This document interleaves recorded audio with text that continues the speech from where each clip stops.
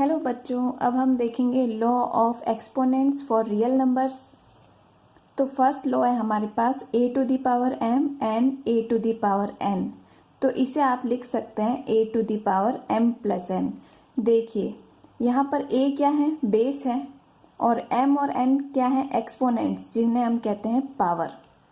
और ये तीनों जो हैं ये नेचुरल नंबर्स होते हैं, यानी नंबर लाइन पर 1, 2, 3 और इनसे आगे के नंबर्स। ठीक है, तो चलिए इस लॉ को अब हम एक एग्जाम्पल के रूप में समझते हैं। जैसे फर्स्ट एग्जाम्पल हमारे पास है इसका 17 to the power 2 and 17 to the power -5। देखिए जब भी बेस आपके पास सेम हो और पावर अलग अलग हो तो पावर ऐड हो जाती है। तो हम यहाँ पर भी यही करेंगे। बेस 17 है और पावर क्या है 2 प्लस -5। पावर को ऐड करना है हमें, तो इसको अब क्या लिखेंगे, 17 और 2 माइनस प्लस से मल्टीप्लाई होगा तो क्या देगा हमें -5। तो अब हमें क्या मिलेगा, 17 टू द पावर 2 माइनस 5 कितना होता है, -3। आपके पास पावर माइनस में है, आपको प्लस बनाना है, तो आप क्या करेंगे, इसका रिवर्स लिख देंगे, यानी 1/17 टू द पावर 3। तो इसको आप ऐसे भी लिख सकते हैं। तो ये हुआ एक्सपोनेंट्स का फर्स्ट लॉ।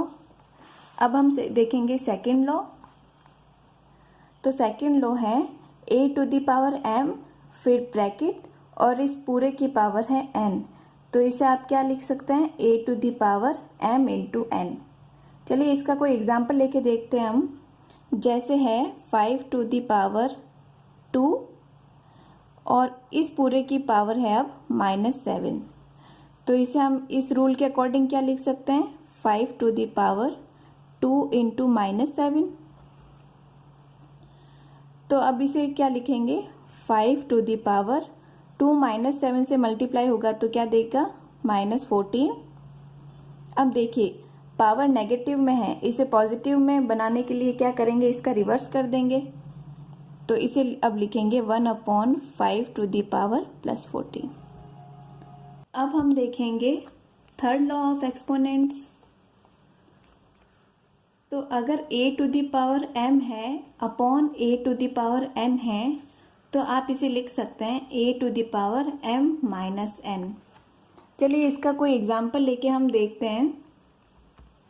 जैसे है कोई example 23 to the power -10 upon है 23 टू द पावर 7। तो देखिए बेस सेम है, यहाँ पर भी बेस सेम है, तो इसे हम इस रूप में लिखेंगे। तो ये क्या हो जाएगा, बेस आएगा 23, पावर क्या है ये -10, और नीचे वाली पावर माइनस हो जाती है, तो नीचे क्या है -7, तो ये रहा -7। तो इसे अब क्या लिखेंगे, 23 टू द पावर, ये दोनों नेगेटिव में है, ऐड हो जाएंगे, तो -10 और -7 क्या होंगे, -17। इसकी पावर को आपको पॉजिटिव बनाना है तो रिवर्स कर दें, यानी 1/23 टू द पावर 17। अब हम फोर्थ लॉ देखेंगे। तो फोर्थ लॉ क्या है, अगर a to the power m है और b टू द पावर भी m है, देखिए यहाँ पर बेस अलग अलग हैं और पावर सेम है, तो हमें क्या करना है, बेस को मल्टीप्लाई कर देना है, यानी a इंटू बी, और पावर वही रहेगी। अब इसका कोई एग्जाम्पल लेके देखते हैं हम। जैसे एग्जाम्पल हमारे पास है 7 टू द पावर -3 है और 9 टू द पावर -3 है। देखिए यहाँ पर भी बेस अलग अलग था, यहाँ पर भी बेस हमने अलग अलग लिया है, पावर सेम थी तो पावर भी हमने सेम ली है। तो अब ये क्या, यहाँ पर क्या हो जाएगा, 7 और 9 मल्टीप्लाई हो जाएंगे, 7 इंटू 9, और इनकी पावर क्या आ जाएगी, -3। तो 7 इंटू 9 क्या होगा, 63, तो 63 टू द पावर -3 आ जाएगा। इस पावर को पॉजिटिव कैसे करेंगे आप, 1/63 टू द पावर